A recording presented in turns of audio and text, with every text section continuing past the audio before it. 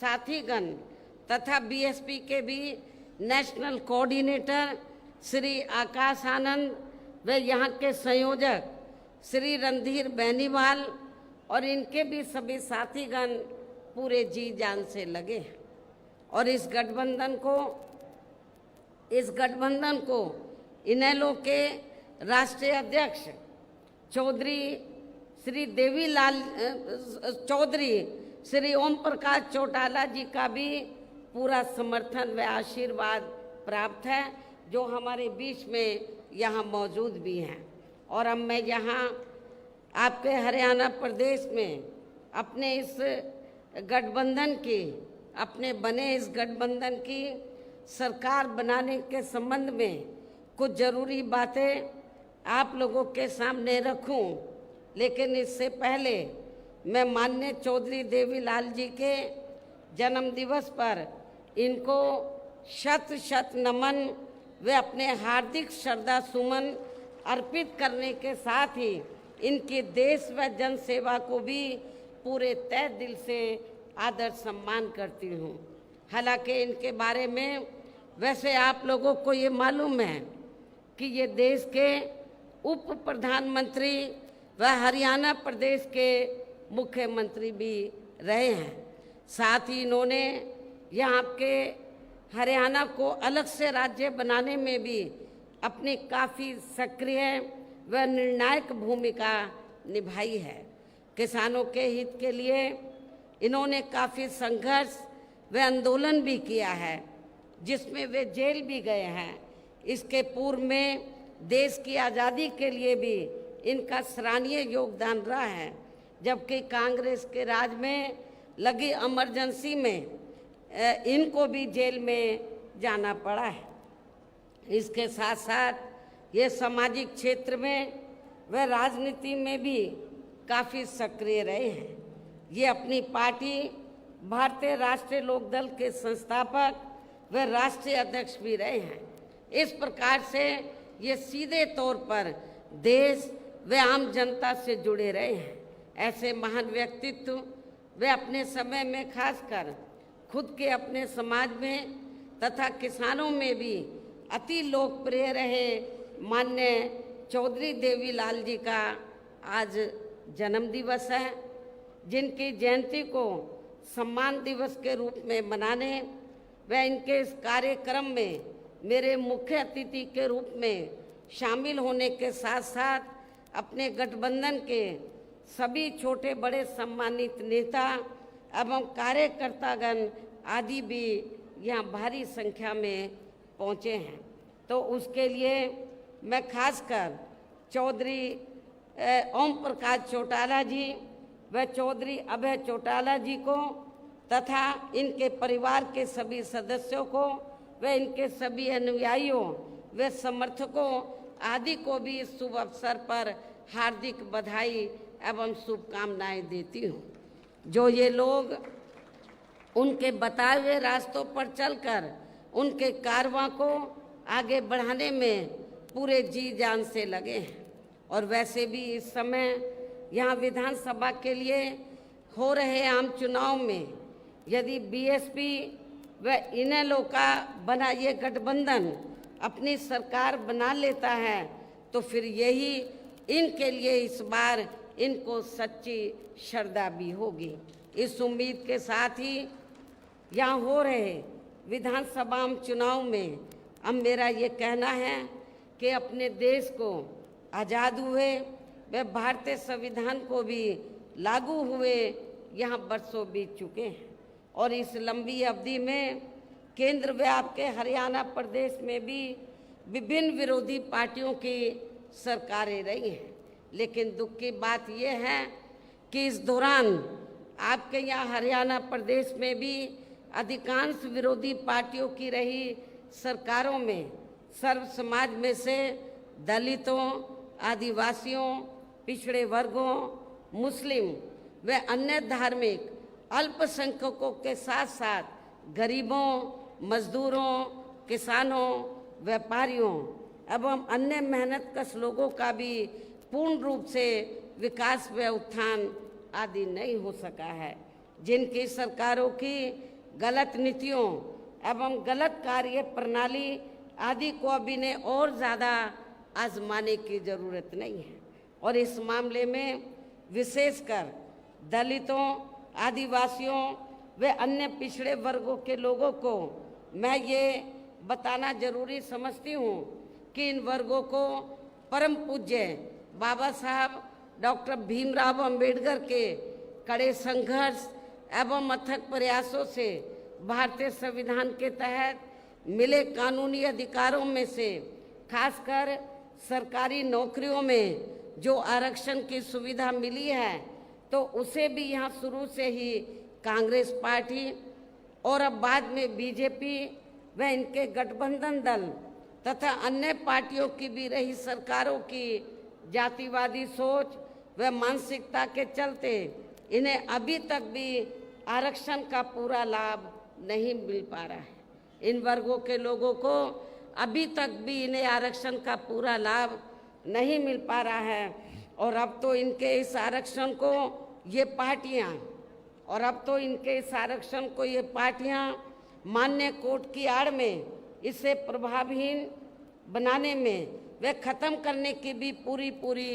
कोशिश में लगी हुई है। और इसका खास उदाहरण दिनांक 1 अगस्त 2024 को माननीय सुप्रीम कोर्ट का दिया गया निर्णय है, जिस पर कांग्रेस, बीजेपी व इनके सहयोगी दल अभी तक भी अपनी चुप्पी साधे हुए हैं। और इस संदर्भ में यदि केंद्र की भाजपा सरकार की व कांग्रेस की तथा इनके गठबंधन दलों की भी नीति व नीयत साफ होती, तो फिर ये सरकार माननीय सुप्रीम कोर्ट के आरक्षण को लेकर आए निर्णय में जिसमें कोर्ट ने एससी व एसटी के आरक्षण में वर्गीकरण व क्रीमी लेयर आदि को लागू करने की बात कही है, जो उसे खत्म करने व फिर करने की बात कही है, तो उसे खत्म करने व फिर से पूर्व की स्थिति में लाने के लिए विशेष सत्र बुलाकर संवैधानिक संशोधन विधेयक जरूर लाती यदि इनकी नीयत साफ होती,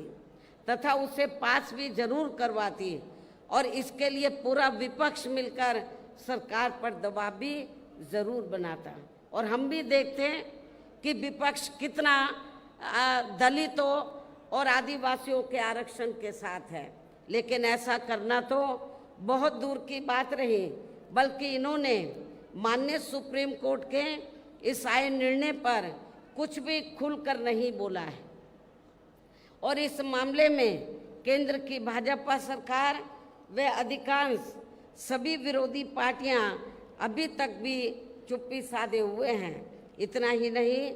बल्कि अब SC/ST आरक्षण में वर्गीकरण व क्रीमी लेयर को भी लागू करने का ये कार्य माननीय सुप्रीम कोर्ट ने राज्य सरकारों के ऊपर ही छोड़ दिया है, जो अब अपने हिसाब से इसका पूरा राजनीतिक फायदा भी उठाएंगे। साथ ही इसकी आड़ में इन वर्गों को बांटकर इन्हें आपस में भी लड़ाएंगी। अर्थात अब ये पार्टियां फूट डालो व राज करो की नीति का भरपूर फायदा उठाएंगी, जबकि संविधान के मुताबिक किस जाति को SC व ST की सूची में शामिल करना है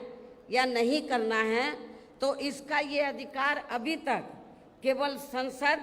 व माननीय राष्ट्रपति जी को ही दिया हुआ था, जिसे 1 अगस्त 2024 को माननीय सुप्रीम कोर्ट के आए निर्णय के जरिए वापस लेकर इसे अब सीधे राज्य सरकारों को ही दे दिया गया है, जिससे अब इन वर्गों के साथ काफ़ी ज्यादती होगी। अर्थात इनका अब ये आरक्षण ना के बराबर ही रह जाएगा। और अब कांग्रेस के श्री राहुल गांधी ने तो विदेश में जाकर इनके सभी आरक्षण को ही आगे वक्त आने पर ख़त्म करने का ही ऐलान कर दिया है। लेकिन जब वो भारत में रहते हैं और ख़ास तौर से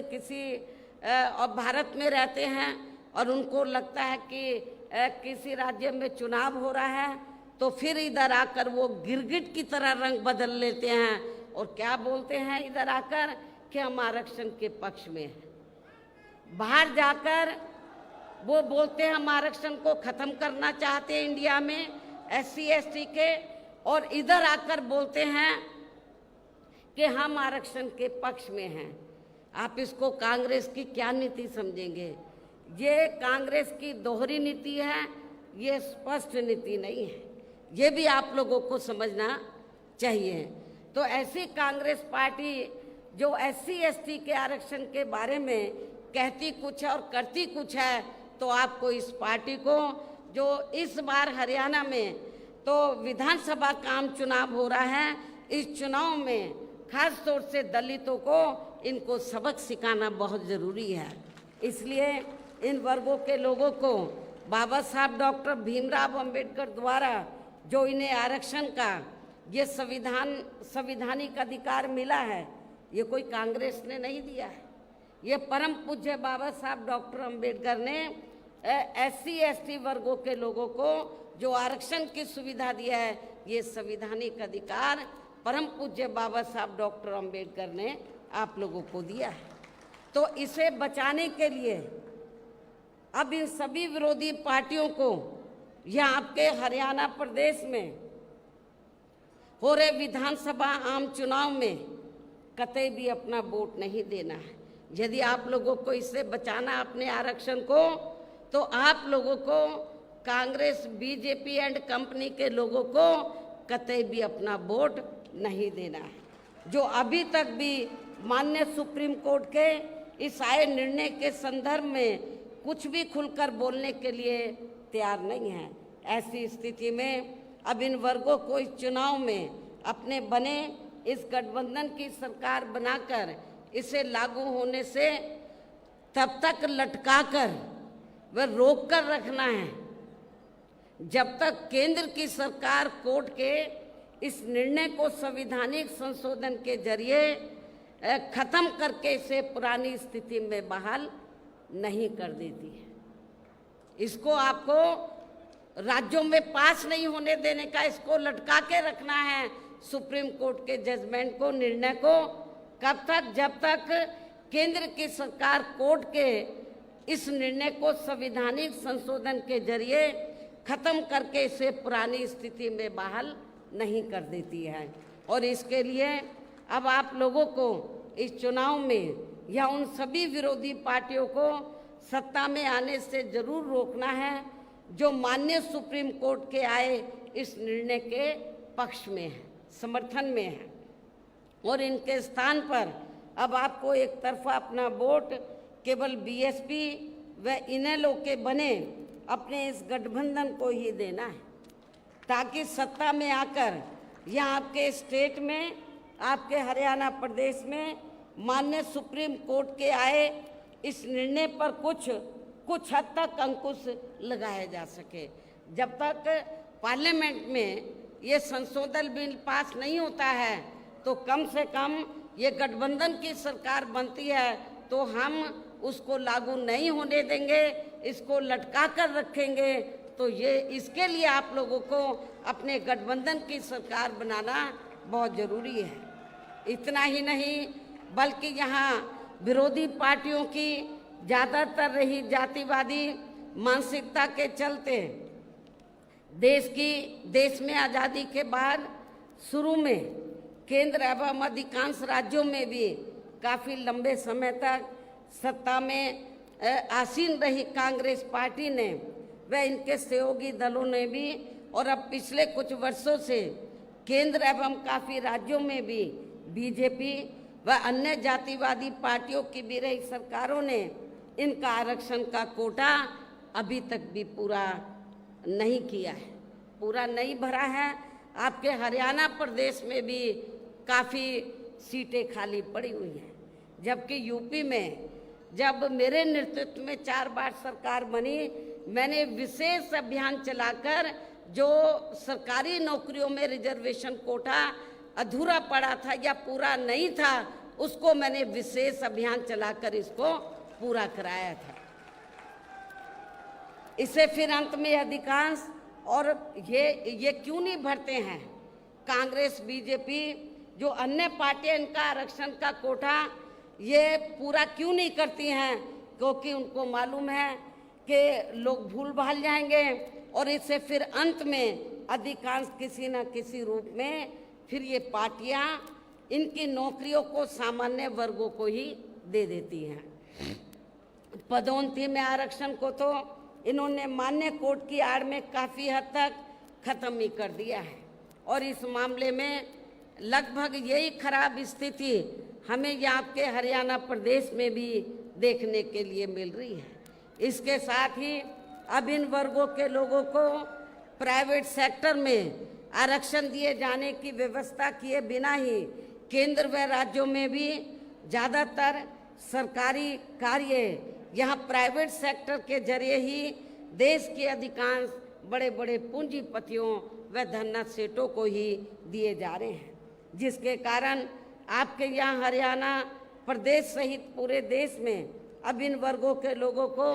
आरक्षण का बहुत कम ही लाभ मिल पा रहा है और अब इससे पूरे देश में दलितों व आदिवासियों के साथ साथ अन्य पिछड़े वर्गों को भी काफ़ी ज़्यादा नुकसान हो रहा है। जबकि अन्य पिछड़े वर्गों के लोगों को भी ये मालूम होना चाहिए, इन्हें मंडल कमीशन की रिपोर्ट के तहत आरक्षण की ये सुविधा केंद्र में कांग्रेस पार्टी की रही सरकार में नहीं बल्कि बीएसपी के कड़े संघर्ष एवं अथक प्रयासों से ही केंद्र में रही श्री बीपी सिंह की सरकार में ही मिली थी, जिसके लिए बीएसपी को काफ़ी संघर्ष करना पड़ा था, जिसका भी अब यहाँ जातिवादी विरोधी पार्टियों की चल रही सरकारें इन्हें पूरा लाभ नहीं दे पा रही हैं। इसके साथ ही श्री बीपी सिंह की सरकार में ही इन वर्गों के मसीहा परम पूज्य बाबा साहब डॉक्टर भीमराव अंबेडकर को भी यहाँ भारत रत्न की उपाधि से सम्मानित किया गया था, जिसके लिए वो हर प्रकार से पात्र भी थे, जो इनको बहुत पहले ही ये सम्मान मिल जाना चाहिए था, जिसके लिए विशेषकर कांग्रेस पार्टी प्रमुख तौर से जिम्मेवार व कसूरवार भी है। इससे इन वर्गों के प्रति इस पार्टी की हीन व जातिवादी मानसिकता साफ झलकती है, जिसने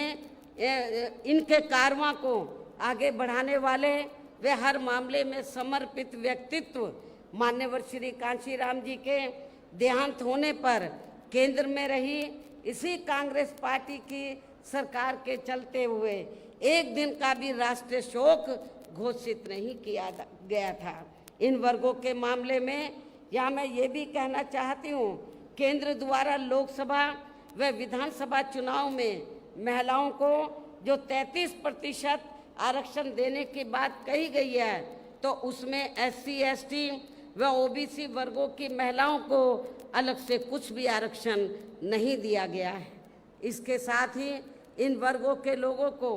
जुल्म जाति से निजात दिलाने के लिए जो भी नियम व कानून आदि बने हैं, तो उन पर भी केंद्र व अधिकांश राज्यों की सरकारें सही से अमल नहीं कर पा रही हैं, जिससे अब यहाँ खासकर दलितों व आदिवासियों के ऊपर शोषण करने वाले लोगों का, अति पिछड़े वर्गों के लोगों के ऊपर भी शोषण करने वाले लोगों का मनोबल और भी ज़्यादा बढ़ रहा है। और ये सब हमें यहाँ आपके हरियाणा प्रदेश में भी काफ़ी कुछ देखने के लिए मिल रहा है। इसी प्रकार हमें पूरे देश में मुस्लिम व अन्य धार्मिक अल्पसंख्यक समाज के लोगों की भी हालत हर मामले में कोई खास अच्छी नज़र नहीं आती है। इतना ही नहीं बल्कि अपर कास्ट समाज में व जाट समाज में भी खासकर गरीब लोगों की भी आर्थिक स्थिति अभी भी यहाँ आपके प्रदेश सहित पूरे देश में काफ़ी ज़्यादा खराब व दयनीय ही बनी हुई है। इसके अलावा आपके हरियाणा प्रदेश सहित पूरे देश में सर्व समाज में से विशेषकर यहाँ गरीब, मजदूर, किसान, कर्मचारी, व्यापारी एवं अन्य मेहनतकश लोग भी अपनी विभिन्न समस्याओं को लेकर अभी भी हमें काफ़ी ज़्यादा दुखी ही नज़र आते हैं। और इनमें भी किसान वर्ग तो केंद्र की वर्तमान भाजपा सरकार द्वारा बनाई गई इनकी गलत नीतियों के कारण अब काफ़ी ज़्यादा परेशान व आंदोलित भी रहा है और अभी भी है। लेकिन इन सब की मुख्य वजह हमारी पार्टी केंद्र व आपके हरियाणा प्रदेश में भी यहाँ अब तक की रही अधिकांश विरोधी पार्टियों की रही सरकारों की गरीब व किसान विरोधी तथा जातिवादी, पूंजीवादी व संकीर्ण मानसिकता के तहत बनाई गई इनकी गलत नीतियों एवं गलत कार्य प्रणाली को ही काफ़ी हद तक जिम्मेवार मानकर चलती है। और इस मामले में खासकर इनकी गलत आर्थिक नीतियों की वजह से ही आए दिन यहाँ पूरे देश में, आपके हरियाणा प्रदेश में भी गरीबी, बेरोजगारी व महंगाई आदि भी काफ़ी ज़्यादा बढ़ रही है। जबकि इस मामले में शुरू से ही हमारी पार्टी केंद्र व राज्यों की सरकारों से भी हर स्तर पर ऐसी नीति अपनाने की लगातार ये मांग करती आ रही है कि देश में कुछ गिने चुने पूंजीपतियों व धन्ना सेठों आदि का विकास होने के बजाय बल्कि यहाँ सर्व समाज में से गरीब व आम लोगों का ही विकास होना चाहिए। तभी फिर सही मायने में यहाँ की आम जनता अपनी गरीबी, बेरोजगारी, महंगाई व अन्य और सभी समस्याओं से भी काफ़ी हद तक निजात पा सकती है। इसके साथ साथ अभी भी अपने देश में भ्रष्टाचार हर स्तर पर काफ़ी ज़्यादा बढ़ रहा है, जिससे आपका अपना खुद का हरियाणा प्रदेश भी अछूता नहीं रहा है। और इन सब का मुख्य कारण हमारी पार्टी आज़ादी के बाद से लेकर अभी तक केंद्र व देश के अधिकांश राज्यों में तथा आपके खुद के अपने हरियाणा प्रदेश में भी ज़्यादातर सत्ता यहाँ गलत पार्टियों में से खासकर कांग्रेस व बीजेपी आदि के हाथों में ही आने को मानकर चलती है। और इन पार्टियों को हमारी पार्टी इसलिए भी जिम्मेवार मानकर चलती है क्योंकि शुरू से ये पार्टियां केंद्र व देश के अधिकांश राज्यों में भी ज़्यादातर यहाँ बड़े बड़े पूंजीपतियों व धन्ना सेठों की ही आर्थिक मदद से सत्ता में आती रही हैं। और सत्ता में आ जाने के बाद फिर ये पार्टियां अधिकतर मामलों में अपनी आर्थिक एवं अन्य सभी नीतियां यहाँ गरीब व आम जनता की समस्याओं को दूर करने के हिसाब से तैयार नहीं करती हैं, बल्कि देश के उन बड़े बड़े पूंजीपतियों व धन्ना सेठों को ही फायदा पहुंचाने के हिसाब से अपनी अधिकांश नीतियां तैयार करती है, जिनके धन व बल से चुनाव लड़कर ज़्यादातर ये पार्टियां केंद्र व आपके राज्य सहित देश के अन्य राज्यों में भी अभी तक यहाँ सत्ता में आती रही हैं, जिसके कारण ही अब पूरे देश में व आपके खुद के अपने प्रदेश में भी अभी भी हमें यहाँ सर्व समाज के लोग, गरीब लोग अधिकांश मामलों में अपनी विभिन्न समस्याओं को लेकर काफ़ी ज़्यादा दुखी व परेशान ही नज़र आते हैं। जबकि पूरे देश में बहुजन समाज पार्टी ही अकेली एक ऐसी पार्टी है जो विरोधी पार्टियों की तरह देश के बड़े बड़े पूंजीपतियों व धन्ना सेठों की आर्थिक मदद से नहीं बल्कि अपनी पार्टी के ही आम कार्यकर्ताओं की आर्थिक मदद से चुनाव लड़कर यहाँ केंद्र व राज्यों की सत्ता में आना चाहती है, ताकि हमारी पार्टी सत्ता में आने के बाद फिर बिना किसी दबाव के वे आज़ाद होकर सर्व समाज के लोगों की सभी समस्याओं का समाधान करके उन्हें हर मामले में वे हर स्तर पर यहाँ खुशहाल बना सके। और इसी आधार पर चलकर ही आबादी के हिसाब से देश के सबसे बड़े प्रदेश उत्तर प्रदेश में 4 बार हमारी पार्टी ने अपने नेतृत्व में वहाँ सरकार भी बनाई है। और हमने अपनी सभी चारों रही सरकारों में अपनी पार्टी की विचारधारा एवं सिद्धांतों के तहत चलकर वैसे तो वहाँ सर्व समाज के हितों का पूरा ध्यान रखा है, लेकिन सभी मामलों में प्राथमिकता पहले हमने वहाँ सर्व समाज में से विशेषकर उन दलितों, आदिवासियों, पिछड़े वर्गों, अक़लियतों अक़लियत समाज के लोगों को तथा गरीब एवं असहाय लोगों को ही दी है, जिनकी वहाँ हर मामले में व हर स्तर पर सभी विरोधी पार्टियों की रही सरकारों में उनकी हीन, जातिवादी, संकीर्ण व पूंजीवादी सोच होने के कारण काफ़ी ज़्यादा उपेक्षा की गई है। इसके अलावा हमारी पार्टी की रही सरकार ने वहाँ विभिन्न क्षेत्रों में लगे लोगों के साथ साथ छात्रों, युवाओं, महिलाओं व बुजुर्गों आदि के हितों में भी अनेकों महत्वपूर्ण व ऐतिहासिक कार्य किए हैं, जिनसे उन्हें काफ़ी ज़्यादा लाभ पहुंचा है। और इतना ही नहीं, आपके हरियाणा प्रदेश में तो कांग्रेस केवल थोड़ी सी जगह देने की बात करती है। जो आवासहीन लोग हैं, जिनके पास अपने ज़मीन नहीं है घर बनाने के लिए, वो थोड़ी सी कुछ गज देने की बात करती है कि ये ज़मीन हम यहाँ के गरीब लोगों को देंगे। लेकिन आपको जानकर खुशी होगी कि जब उत्तर प्रदेश में बीएसपी की सरकार थी तो हमारी पार्टी की सरकार ने केवल उनको खाली ज़मीन नहीं दी, बल्कि ज़मीन पर उनके 2-2 कमरों के पक्के मकान भी सरकार की ओर से फ्री बना कर दिए थे। और जहाँ पर इनको ये पक्के मकान बना कर दिए, उनकी बस्ती डेवलप की, शिक्षा, चिकित्सालय, अन्य और सभी सुविधाएं हमने वहाँ इन लोगों को उपलब्ध कराई थी। केवल खाली प्लॉट नहीं दिया था, हमने पक्के मकान बना कर दिए और जो रोज़मर्रा की ज़रूरतें हैं उनको भी हमने उनकी बस्तियों में पूरा किया। और इतना ही नहीं, आपको याद होगा जब मान्यवर श्री कांशीराम जी जीवित थे और हरियाणा प्रदेश में आते थे, आप लोग बड़े दुखी थे कि हमारे पास रोटी रोजी के साधन नहीं है, हमारे पास खेती करने के लिए ज़मीन नहीं है। तो उस समय आप लोग एक नारा लगाते थे कि जो ज़मीन सरकारी है वो ज़मीन हमारी है। आप लोग एक नारा लगाते थे, लेकिन वो नारा आपका पूरा नहीं हो पा रहा था हरियाणा में। और ये कब होगा? जब आपकी सरकार बनेगी। लेकिन जब उत्तर प्रदेश में 4 बार हमें सरकार बनाने का मौका मिला तो उत्तर प्रदेश में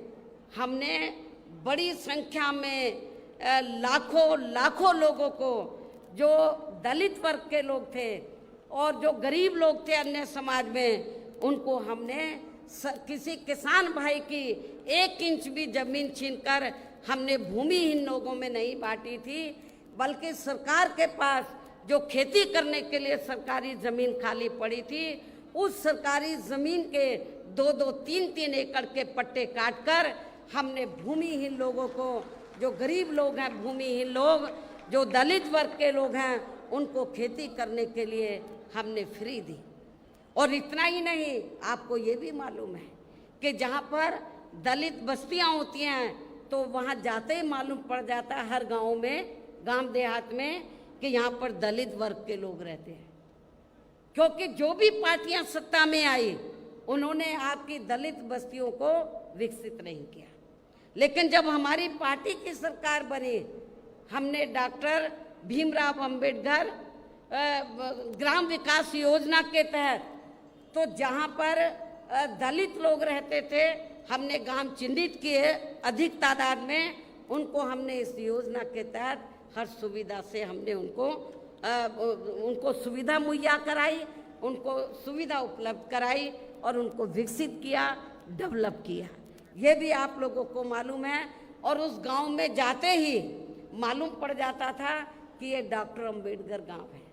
और जब मेरी गवर्नमेंट के दौरान जब हमारे समाज के लोग अपने बच्चियों का रिश्ता करते थे गांव में, तो देखते थे कि हमारी बेटी का रिश्ता डॉक्टर अंबेडकर गांव में ही होना चाहिए, ताकि हमारी बेटी को शौचालय के लिए कहीं बाहर ना जाना पड़े, जंगल में ना जाना पड़े। हमने शौचालय भी बनाए। अब उन्हें ये लोग अपना काउंट कर लेते हैं। यूपी में बीएसपी की सरकार में ही ये सब सुविधा उपलब्ध कराई गई। इसके और इतना ही नहीं, हमारे किसान भाई, मेरे ख्याल यूपी में हमारे किसान भाई चले जाएं, पश्चिमी यूपी तो बिल्कुल लगा हुआ है हरियाणा प्रदेश से, तो यूपी में हमने किसानों को बहुत सुविधाएं दी। आज लोग याद करते हैं। गन्ने का रेट हमने कभी भी आज तक ना हरियाणा में ना यूपी में किसी भी पार्टी की सरकार ने इतना रेट नहीं दिया गन्ने का जितना हमने गन्ना किसानों को रेट दिया था। किसानों की भी हमने सभी समस्याओं का काफ़ी हद तक समाधान किया तथा उनकी फसलों का भी उन्हें समय से उचित दाम दिया। और मैं अपने जाट भाइयों को बताना चाहती हूँ, जब उत्तर प्रदेश में पुलिस की भर्ती हुई, 2 लाख से ज़्यादा पुलिस की भर्ती हुई, तो पहले भर्तियों में रिश्वत चलती थी। तो लेकिन मेरी सरकार में मैंने बोला रिश्वत नहीं चलेगी, और बिना रिश्वत के आपके पश्चिमी यूपी में बड़ी तादाद में अन्य समाज के लोग तो भर्ती हुए, रिजर्वेशन के तहत SC ST OBC के लोग भी भर्ती हुए, लेकिन बड़ी तादाद में जो लोगों के दिल और दिमाग में धारणा थी कि BSP जाटों के खिलाफ है, वो धारणा निकल गई। क्योंकि जब मेरी सरकार बनी और ये भर्ती हुई पुलिस की, तो बड़े पैमाने पर पश्चिमी यूपी से जाट समाज के नौजवान बच्चे पुलिस में भर्ती हुए। और आज आप गाँवों में चले जाओ, वो यही कहते हैं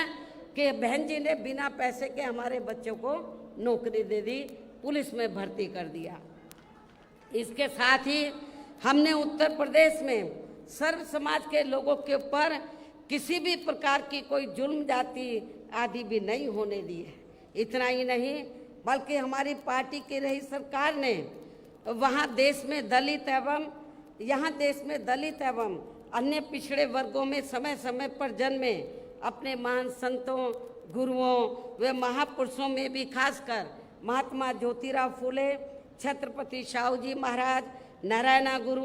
बाबा साहब डॉक्टर भीमराव अंबेडकर एवं मान्यवर श्री कांशीराम जी आदि को भी विभिन्न रूपों में पहली बार वहाँ पूरा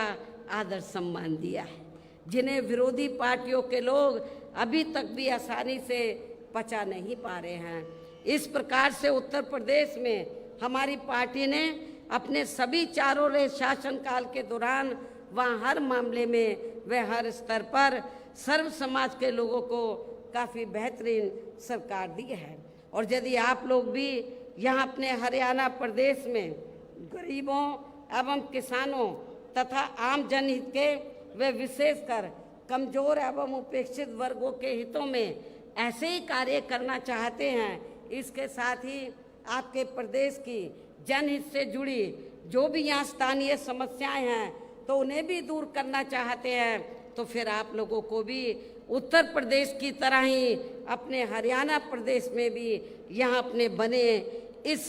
गठबंधन की सर्वजन हिताय व सर्वजन सुखाय की नीतियों पर ही आधारित सरकार बनानी होगी। और जिसके लिए अब आप लोगों को यहाँ अपने हरियाणा प्रदेश में विधानसभा के लिए हो रहे आम चुनाव में अपने गठबंधन का बेहतर रिजल्ट लाना होगा। इसके साथ साथ आप लोगों को वोट पड़ने तक यहाँ की सत्ताधारी पार्टी व अन्य सभी विरोधी पार्टियों के साम दाम दंड भेद आदि हथकंडों से भी जरूर सावधान रहना है। और इस मामले में खासकर आप लोगों को विरोधी पार्टियों के जारी किए गए उनके हवाई व प्रलोभन भरे चुनावी घोषणा पत्रों आदि के बहकावे में भी कतई नहीं आना है, जिन्हें ये पार्टियां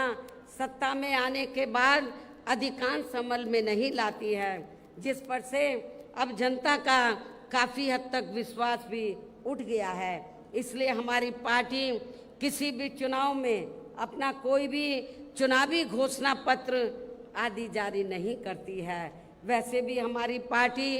कहने में बहुत कम बल्कि कार्य करके दिखाने में ही ज़्यादा विश्वास रखती है, अर्थात जो कहती है तो उसे करके भी दिखाती है, और ये सब हमने उत्तर प्रदेश में करके भी दिखाया है। और अब संक्षेप में मेरा यही कहना है कि आप लोगों को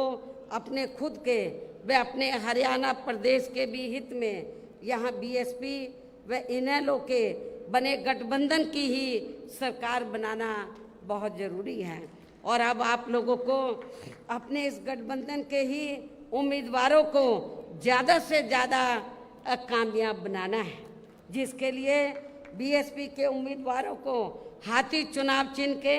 सामने वाले बटन को दबा के तथा भारतीय राष्ट्रीय लोक दल के उम्मीदवारों को चश्मा चुनाव चिन्ह के सामने वाले बटन को दबा के इन्हें जरूर जिताना है।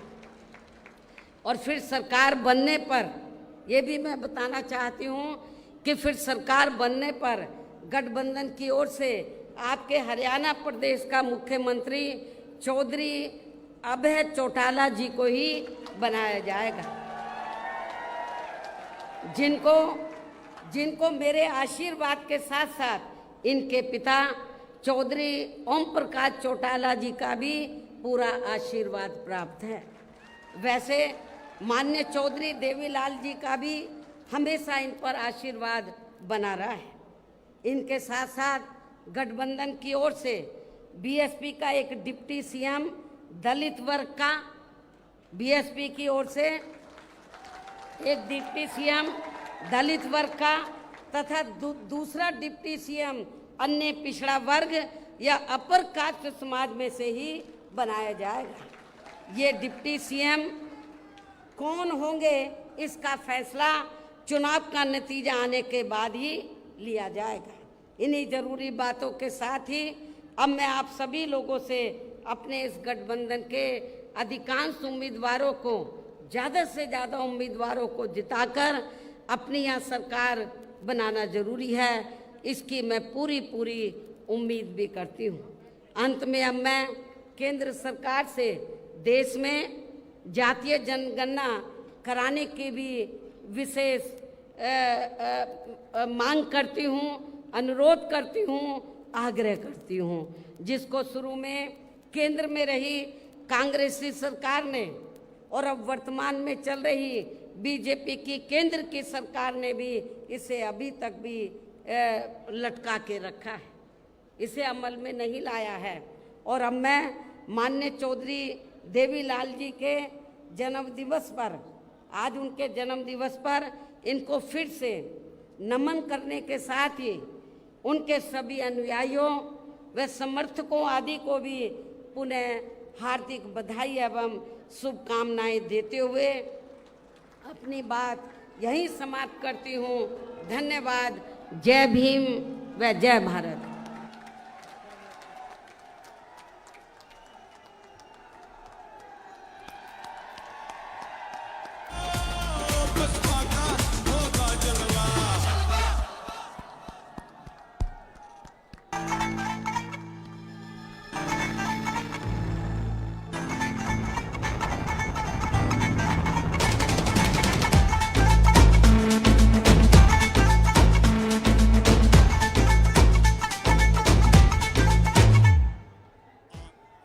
साथियों, अब आपके इंतजार की घड़ी खत्म हुई और चौधरी ओम प्रकाश चौटाला जी स्वयं आप सभी को संबोधित करेंगे। मैं मेरे युवा साथियों को एक बात बताना चाहता हूं, संघर्ष की प्रतिमा आपके सामने है। हमने चौधरी ओम प्रकाश चौटाला जी से आग्रह किया था कि हम सभी साथी आपको बैठे बैठे सुनना चाहते हैं। चौधरी ओम प्रकाश चौटाला जी ने मना कर दिया, बोला मैं मेरे सभी साथियों को यही मंच पर आकर के खड़े होकर संबोधित करने का काम करूंगा। साथियों, जोश में कमी नहीं दिखनी चाहिए, नारा लगाने का काम करें। चौधरी ओम प्रकाश चौटाला जिंदाबाद, लौह पुरुष चौधरी ओम प्रकाश चौटाला जिंदाबाद।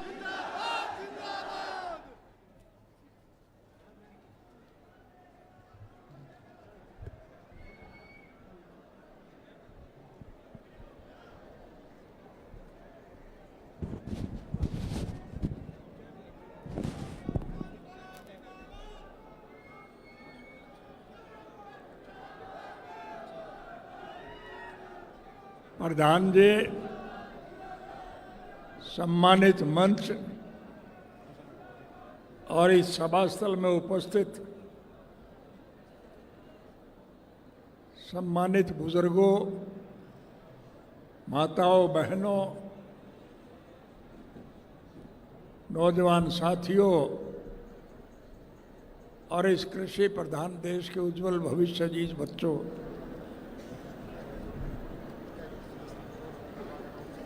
स्वर्गीय चौधरी देवीलाल जी के 110वें पवित्र जन्म दिवस के सिलसिले में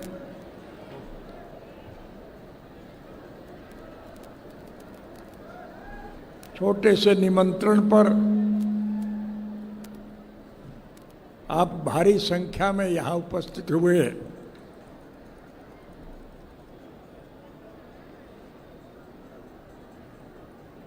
जितने लोग आप इस सभा स्थल में बैठे हैं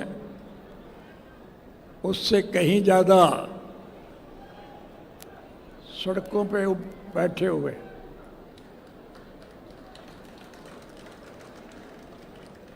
उन्हें यहाँ तक पहुँचने में दिक्कत आ रही है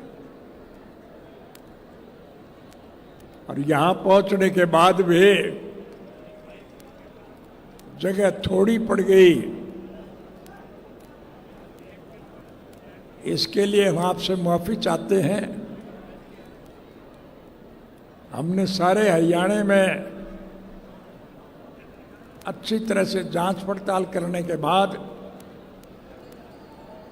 हम इस निष्कर्ष पर पहुंचे कि यही जगह उपयुक्त है और इसी जींद जिला से स्वर्गीय चौधरी देवीलाल जी ने अपने राजनीतिक शक्ति को बढ़ावा देने का काम किया था। हमारा ये देश कृषि प्रधान देश है। इस देश की अर्थव्यवस्था केवल खेती पर टिकी हुई है। किसान खुशहाल है तो देश माला माल है और अगर किसान कंगाल है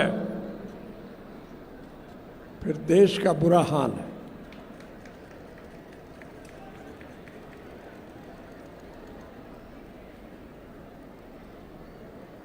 हरियाणा प्रदेश कृषि प्रधान प्रदेश है।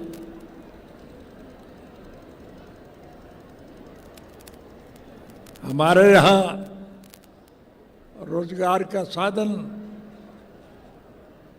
केवल मात्र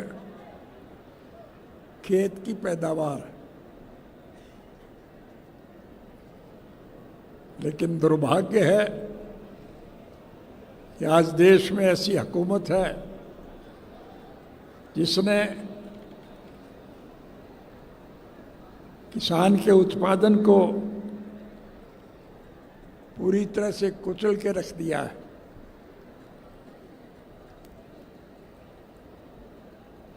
गन्ना हम पैदा करते हैं, गन्ने का कोई खरीदार नहीं है। शुगर मिलों में अगर बिक भी जाए तो सालों साल पैसा नहीं मिलता है।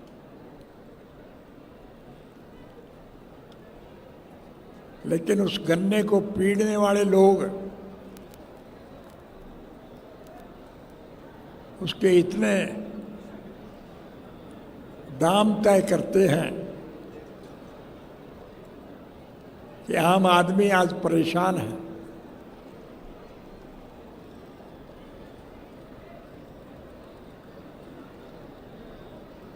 चीनी के भाव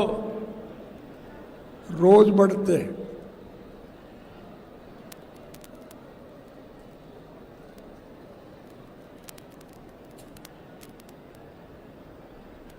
चना, मूंग, मोठ, मसर हम पैदा करते हैं, उसका कोई खरीदार नहीं है। सरकार की तरफ से निर्धारित मूल्य पर भी किसान का उत्पादन नहीं खरीदा जाता।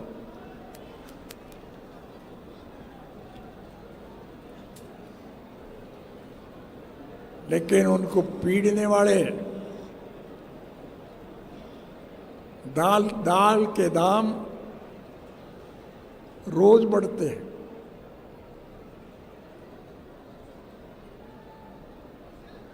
सरसों, तारामीरा, तोरिया, अरहर हम पैदा करते हैं, लेकिन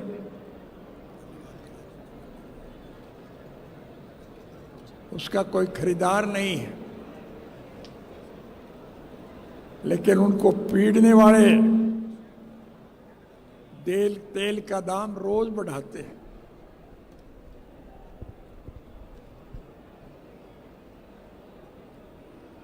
आप सुन करके ताज्जुब करेंगे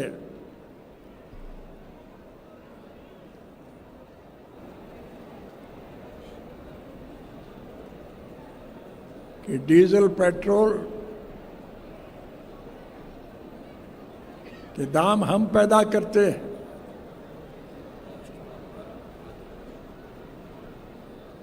लेकिन वो हमें दाम नहीं मिलते। लेकिन जो लोग इसको खरीदते हैं वो इसके दाम रोज बढ़ाते हैं। आप ताज्जुब करोगे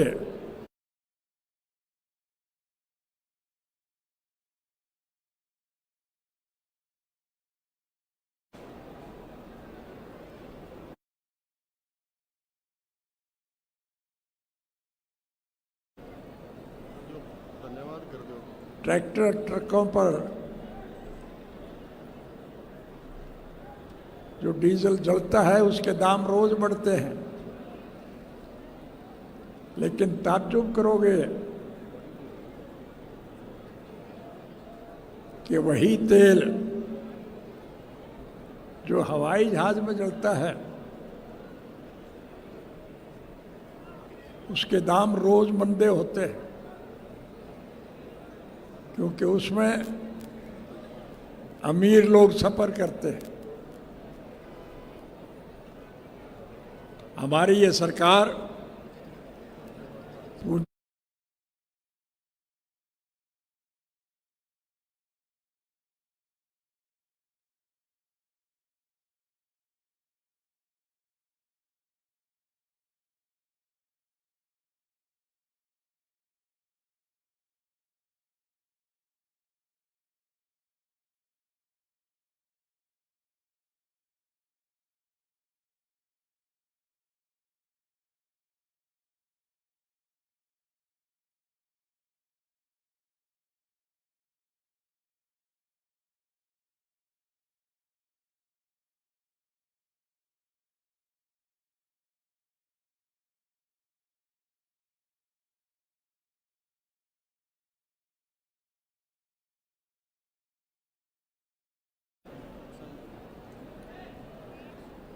कि उन्हें जब भी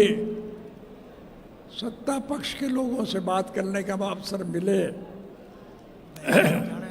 उनसे एक सवाल पूछना